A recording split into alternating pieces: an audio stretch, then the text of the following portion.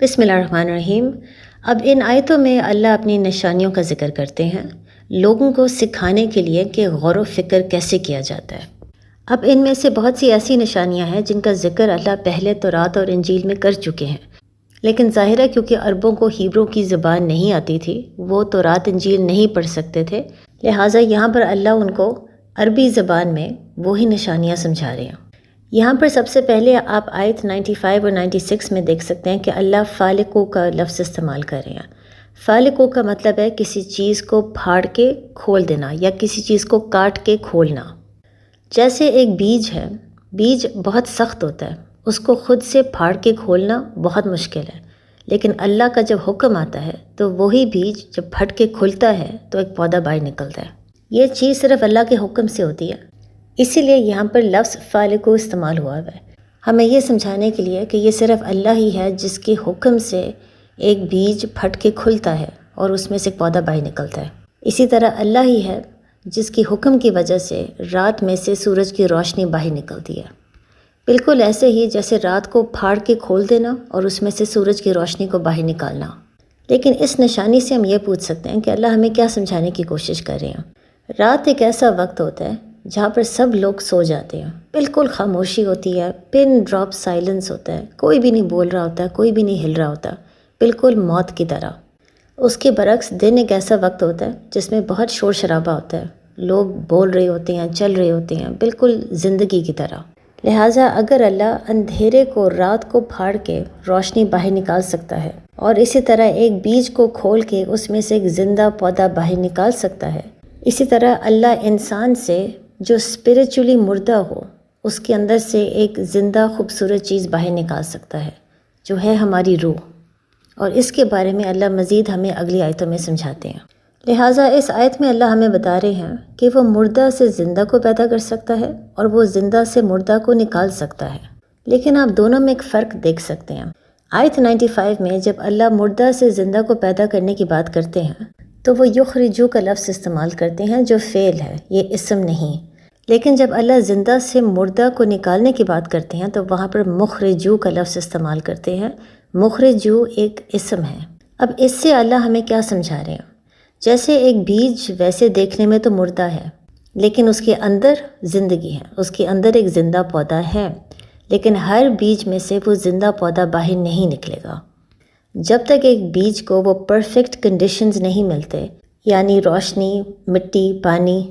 اس بیج میں سے وہ زندہ پودا باہر کبھی نہیں نکلے گا، یعنی وہ بیج ہمیشہ سے مردہ ہی رہے گا۔ اسی طرح کچھ ایسے بھی بیج ہیں جو بس خراب ہوتے ہیں، لہٰذا اگر ایک چیز مردہ ہے اس میں کوئی گارنٹی نہیں ہے کہ اس کے اندر کی زندہ چیز باہر ضرور نکلے گی، لیکن اگر کوئی بھی چیز زندہ ہے تو بعد میں موت آنا لازم ہے، یعنی زندہ میں سے مردہ نکالنا گارنٹیڈ ہے، لیکن مردہ میں سے زندہ کو پیدا کرنا گارنٹیڈ نہیں ہے۔ اس لیے ایک میں اللہ یخرجو کا لفظ استعمال کر رہے ہیں جو فعل ہے۔ فعل کا مطلب یہی ہے کہ وہ ٹیمپریری ہے، کچھ عرصے کے لیے، لیکن اسم پرماننٹ ہوتا ہے، اسم ایک لمبے عرصے کے لیے ہوتا ہے۔ اسی لیے آپ دیکھ سکتے ہیں کہ کسی بھی زبان میں جب آپ فعل کے بارے میں پڑھتے ہیں تو پاسٹ، پریزنٹ، فیوچر ٹینس کا ذکر ہوتا ہے، کیونکہ فعل کبھی بھی لمبے عرصے کے لیے نہیں ہوتا، پرماننٹ نہیں ہوتا، لیکن اسم پرماننٹ ہوتا ہے۔ لہٰذا اللہ ہمیں یہی سمجھا رہے ہیں کہ اگر کوئی چیز زندہ ہے تو اس میں سے مردہ کو نکالنا گارنٹیڈ ہے، پرماننٹ ہے، کیونکہ کوئی بھی چیز جو زندہ ہے وہ ہمیشہ کے لیے زندہ نہیں رہ سکتی سوائے اللہ کے۔ اسی لیے آیت 94 میں اللہ کافروں کو خبردار کر رہے ہیں کہ موت لازماً آئے گی، موت کے فرشتے ضرور آئیں گے اور انسان کا جسم پھاڑ کے روح کو باہر نکالیں گے، بالکل ایسے ہی جیسے ایک بیج کو پھاڑ کے اس میں سے پودا کو باہر نکالا جاتا ہے۔ موت سے کوئی بھی انسان نہیں بھاگ سکتا، اور اسی طرح قیامت کے دن سے بھی کوئی نہیں بھاگ سکتا۔ پھر اس کے بعد آپ دیکھ سکتے ہیں کہ اللہ چاند، تارے، سورج، دن، رات، ان تمام چیزوں کا ذکر کر رہے ہیں کہ یہ ساری چیزیں اللہ نے انسان کے لیے بنائی، اور یہاں پر ان تمام نشانیوں کا ذکر کرتے ہوئے اللہ انسان کو انکریج کرے کہ وہ غور و فکر کرے کہ یہ ساری چیزیں اللہ نے انسان کے لیے کیوں بنائی۔ اگر ان چیزوں کے بدلے میں اللہ انسان سے کچھ بھی نہیں مانگ رہا، اگر اللہ صرف یہی چاہتا ہے کہ انسان اپنی زندگی انجوائے کرے، اگر انجوائے کرنا ہی مقصد تھا تو پھر اتنا کچھ اللہ نے کیوں بنایا؟ اسی طرح تمام انسان ایک ہی انسان سے آئے ہیں، آدم علیہ السلام۔ ہم سب کے اندر وہی نفس ہے، وہی ڈیزائرز ہے، فیلنگز ہیں، ایموشنز ہے، غصہ، حسد، نفرت، گریڈ، یہ ساری چیزیں ہر انسان کے اندر ہوتی ہیں۔ ہم سب کو دنیا سے بہت زیادہ محبت ہے اور ہم سب اللہ کے غلام ہیں جو تھوڑے عرصے کے لیے اس دنیا میں آئے ہیں، اور ظاہر ہے ہمارے پاس کوئی نہ کوئی تو مشن ہوگا، کوئی مقصد تو ہوگا اس دنیا میں آنے کا۔ اور پھر ظاہر ہے جب ہر زندہ چیز نے موت کا سامنا کرنا ہی ہے تو ہم نے بھی موت کا سامنا کرنا ہوگا، جس کے بعد ہم نے اللہ کے پاس واپس جانا ہے، اور جب اللہ کے پاس واپس جائیں گے تو اللہ کوئی تو سوال ہم سے پوچھے گا۔ یہ تو ممکن ہی نہیں ہے کہ اس وقت سوال صرف ایک ہی ہوگا کہ کیا آپ نے زندگی میں خوب انجوائے کیا، کیونکہ مقصد تو یہی تھا۔ پھر اسی طرح آپ دیکھ سکتے ہیں کہ اللہ بار بار درخت، پھل، سبزیاں، جانور، ان تمام چیزوں کا ذکر کرتے ہیں کہ یہ ساری چیزیں اللہ نے انسان کے لیے بنائیں۔ اتنی ورائٹی جو ہم پھل اور سبزی میں دیکھ سکتے ہیں، اتنا مختلف ٹیسٹ، مختلف شکلیں، مختلف رنگ، یہ سب کچھ اللہ نے کیوں کیا؟ اگر مشن ایک ہی تھا اور وہ یہ تھا کہ ہم زندگی کو انجوائے کریں۔ اگر زندگی اس کے علاوہ بے مقصد ہے تو اتنا ورائٹی دینے کی کیا ضرورت تھی؟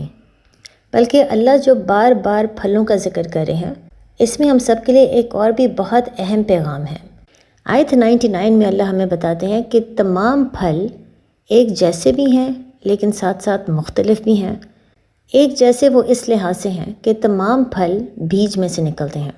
لیکن اس کے ساتھ ساتھ مختلف بھی ہیں کیونکہ ہر پھل کا سائز، کلر، ٹیسٹ الگ ہوتا ہے۔ اسی طرح تمام پھلوں کا ٹیسٹ میٹھا ہوتا ہے، لیکن ہر پھل کا ٹیسٹ دوسرے پھل سے مختلف ہوتا ہے۔ اسی طرح سارے انسان ایک جیسے ہی ہیں کیونکہ سب انسان ایک ہیومن بیج یعنی اووم میں سے نکلتے ہیں۔ سب کے فیچرز، آنکھیں، ناک، منہ، ہاتھ، پاؤں ایک جیسے ہی ہوتے ہیں، لیکن اس کے ساتھ ساتھ ہر انسان مختلف بھی ہوتا ہے۔ اس کے رنگ، پرسنالٹی، بات کرنے کا انداز، ہر چیز مختلف ہے۔ لہٰذا بالکل ایسے ہی جیسے پھلوں میں بہت ورائٹی ہے، اسی طرح انسانوں میں بھی بہت ورائٹی ہے۔ جیسے ہر بیج کو خاص کنڈیشنز کی ضرورت ہوتی ہے تبھی وہ پھٹ کے کھلتا ہے اور بیج میں سے ایک پودا باہر نکلتا ہے، اسی طرح انسان کا بیج یعنی اووم کو بھی خاص کنڈیشنز کی ضرورت ہوتی ہے جو اس کو یوٹرس میں ملتا ہے۔ اسی طرح آپ دیکھ سکتے ہیں کہ تمام سیب ایک جیسے ہی لگتے ہیں اور وہ آم یا انگور سے مختلف لگتے ہیں۔ اسی طرح اللہ نے انسانوں کو بھی نیشنز یا قوموں میں پیدا کیا ہے، لہٰذا آپ نوٹس کریں گے ایک قوم کے لوگ ہمیشہ ایک جیسے ہی لگتے ہیں، ان کے فیچرز آپس میں بہت ملتے ہیں، اور وہ دوسرے قوم کے لوگوں سے مختلف لگتے ہیں۔ اس لیے جب ہم کسی انسان کو دیکھتے ہیں تو ہم فوراً سمجھ جاتے ہیں کہ یہ کس ملک سے آیا ہوگا۔ لیکن چاہے ہر انسان دوسرے انسان سے مختلف ہوتا ہے، ایک چیز تمام انسانوں میں کامن ہوتی ہے، اور وہ یہ ہے کہ ان کے اندر ایک میٹھی چیز ہے جس کو ہم روح کہتے ہیں۔ یہ وہی چیز جس کا میں نے شروع میں ذکر کیا تھا۔ لہٰذا بالکل ایسے ہی جیسے پھلوں میں بہت ورائٹی ہوتی ہے، رنگ، سائز، ٹیسٹ بہت مختلف ہوتا ہے، لیکن تمام پھلوں میں کامن چیز کیا ہے کہ ان کا ذائقہ میٹھا ہوتا ہے۔ اسی طرح انسانوں میں بہت سی ڈفرینسز ہیں، لیکن کامن چیز کیا ہے کہ ہر انسان کے اندر ایک روح ہے جو اللہ کی طرف سے آئی ہے۔ اس روح کی وجہ سے ہر انسان کے اندر پوٹینشیل ہے کہ وہ خلیفہ بن سکے، وہ نیک اور اچھا کام کرے، لوگوں کی خدمت کرے، لوگوں کو معاف کرے، تاکہ جو انسان اس کی طرف دیکھے اس کو اس کی پازیٹیو انرجی محسوس ہو۔ لیکن ظاہر ہے چاہے ہر انسان کے اندر ایک خوبصورت روح ہے، اس کا یہ نہیں مطلب کہ ہر انسان خلیفہ بنے گا۔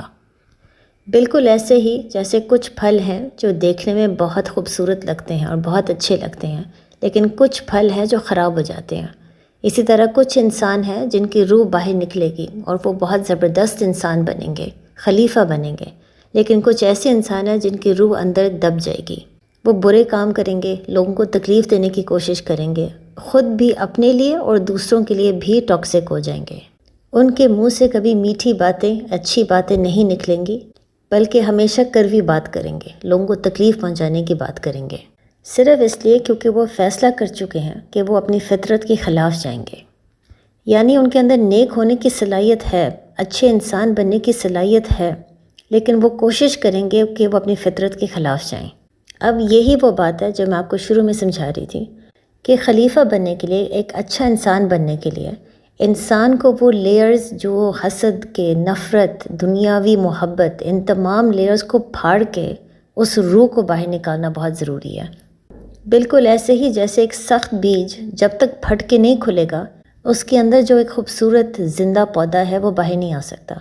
اسی طرح جب تک ہر انسان اپنی روح کو باہر نکالنے کی کوشش نہیں کرے گا، وہ تمام لیئرز حسد، نفرت، غصہ، دنیاوی محبت، ان تمام چیزوں کو ختم نہیں کرے گا، وہ روح باہر نہیں آ سکتی۔ پھر وہ انسان اپنی فطرت کے خلاف جاتا ہے۔ اب یہ تمام نشانیاں ہمیں سمجھانے کے بعد اللہ اگلی آیتوں میں ہمیں بتا رہے ہیں کہ بجائے اس کے کہ لوگ غور و فکر کریں، اللہ کو پہچانیں، اپنے آپ کو بہتر انسان بنائیں، لوگ بتوں کی پوجا کر رہے تھے، اور صرف یہ نہیں بلکہ جنات کی بھی پوجا کرنا شروع ہو گئے تھے۔ اس زمانے میں مشرکین عرب یہ سمجھتے تھے کہ جنات کا بھی کوئی لنک خدا کے ساتھ ہوتا ہے۔ انہوں نے اپنی طرف سے قصے کہانیاں بنانا شروع کر دیا تھا کہ جنات کے بھی پوجا کرنا ضروری ہے، بلکہ وہ یہ بھی کہنا شروع ہو گئے تھے کہ اللہ کے بھی بیٹے اور بیٹیاں ہیں۔ مثلاً وہ یہ کہتے تھے کہ تمام فرشتے اللہ کی بیٹیاں ہیں۔ ایک دفعہ بھی اتنی بڑی بات کہنے سے پہلے یہ نہیں سوچتے تھے کہ جس خدا نے پوری کائنات کو بنا دیا، جس خدا کے پاس اتنی قوت اور طاقت ہے، ایسے خدا کو بیٹے یا بیٹیوں کی ضرورت ہی کیا ہوگی؟ انسان کو اولاد کی ضرورت ہوتی ہے، خاص طور پہ جب وہ بوڑھا ہو جائے، کہ وہی اولاد اس کا خیال رکھے۔ اللہ کو اولاد کی کیا ضرورت ہو سکتی ہے جب تمام قوت اور طاقت اللہ کے ہاتھ میں ہے؟ جب اللہ ہر چیز پر قادر ہے تو کیا ایسے خدا کو ایک ساتھی یا اولاد کی ضرورت ہو سکتی ہے؟ لہٰذا یہ تمام آرگیومنٹ سمجھانے کے بعد، یہ تمام نشانیاں سمجھانے کے بعد، اللہ نبی محمد صلی اللہ علیہ وآلہ وسلم کو یہی حکم دے رہے ہیں کہ آگے یہ بات کو ضرور پہنچ جائیں، لیکن لوگ سنیں یا نہ سنیں، اس پر عمل کریں یا اس کو نظر انداز کر دیں، اس پر آپ سے کوئی سوال نہیں پوچھا جائے گا۔ یعنی ہر مسلمان کا فرض ہے کہ وہ دوسروں کو سمجھانے کی کوشش کم از کم کرے، لیکن اگر اس کو یہ سمجھ آ جائے کہ لوگ اس کی بات پر عمل نہیں کرے، سننا بھی نہیں چاہتے، تو ایسے مسلمان سے کوئی سوال نہیں پوچھا جائے گا، کیونکہ اس نے اپنی طرف سے پوری کوشش کی۔ اور یہاں پر وہی بات ہے جو میں نے پچھلے ایپیسوڈ میں بھی آپ کو سمجھائی تھی کہ جب بھی آپ نے بحث کرنی ہو تو زیادہ کوشش، زیادہ وقت ایسے لوگوں پر لگائے جو سنسیئرلی اسلام کو سمجھنے کی کوشش کر رہے ہیں، جو ایک اوپن مائنڈ سیٹ کے ساتھ آپ کی بات کو سن رہے ہیں۔ جس انسان نے پہلے سے فیصلہ کر لیا ہے کہ وہ آپ کی بات کو نہیں سنے گا، یا اس کی تمام آرگیومنٹس جھوٹ کی بنیاد پر ہیں، اس کے پاس کوئی نالج نہیں ہے، کوئی فیکٹس نہیں ہیں، بس اپنی طرف سے قصے اور کہانیاں لے کر بات کر رہا ہے، ایسی جگہوں پر چھوٹی بات کریں، مختصر بات کریں اور پھر اٹھ کے چلے جائیں۔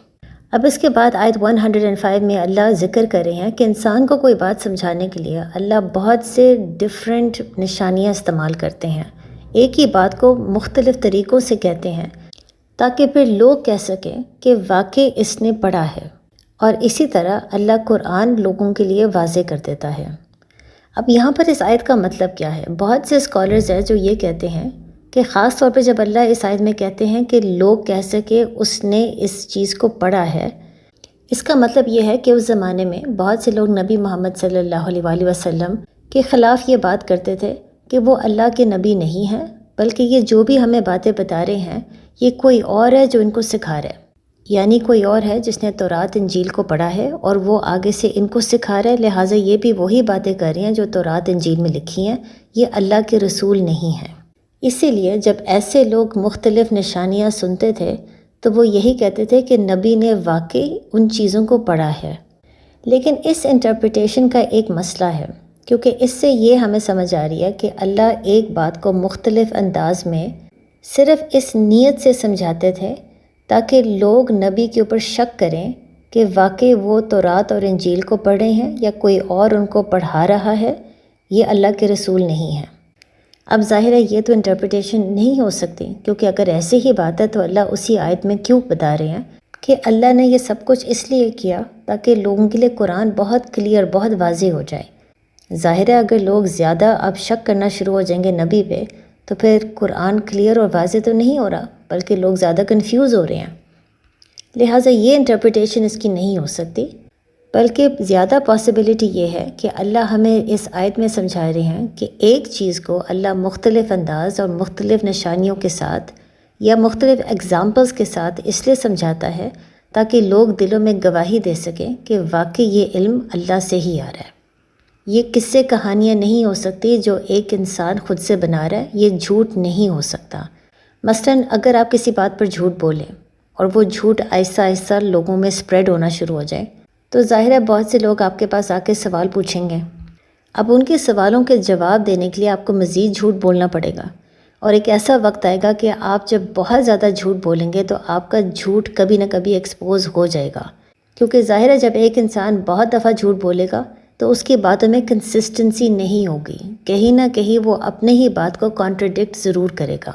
لیکن لوگ نبی میں نوٹ کر رہے تھے کہ چاہے وہ ایک بات بہت مختلف انداز میں کہتے ہیں، مختلف ایگزامپلز کے ساتھ کہتے ہیں، بہت سی نشانیاں سمجھاتے ہیں، ان کی بات ہمیشہ کنسسٹنٹ ہوتی ہے. ان کی بات میں کسی قسم کا کانٹرڈکشن نہیں ہوتا، بلکہ جب لوگ آ کے نبی سے سوال بھی پوچھتے ہیں اور وہ سوالوں کا جواب بھی دیتے ہیں، ان کی ہر بات میں کنسسٹنسی ہے. یہ چیز کسی انسان کے بس کی بات نہیں ہے. جب ایک انسان بہت سی نشانیوں کے ساتھ کسی چیز کو سمجھانے کی کوشش کرتا ہے تو عموماً اس کی بات میں کہیں نہ کہیں کانٹرڈکشن یا کنفیوژن آ جاتی ہے.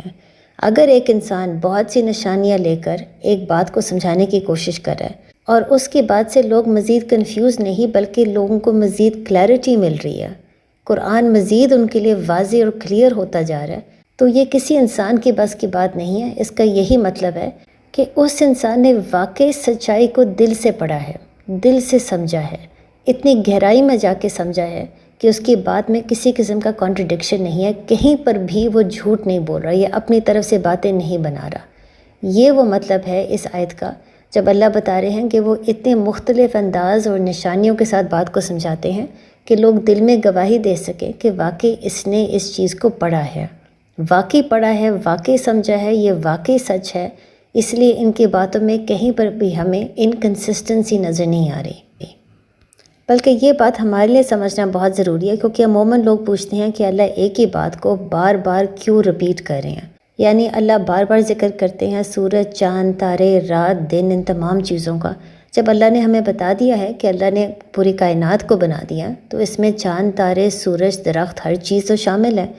لہٰذا ان چیزوں کا الگ سے ذکر کرنے کا کیا فائدہ، اور اللہ پھر بار بار ذکر کیوں کرتے ہیں؟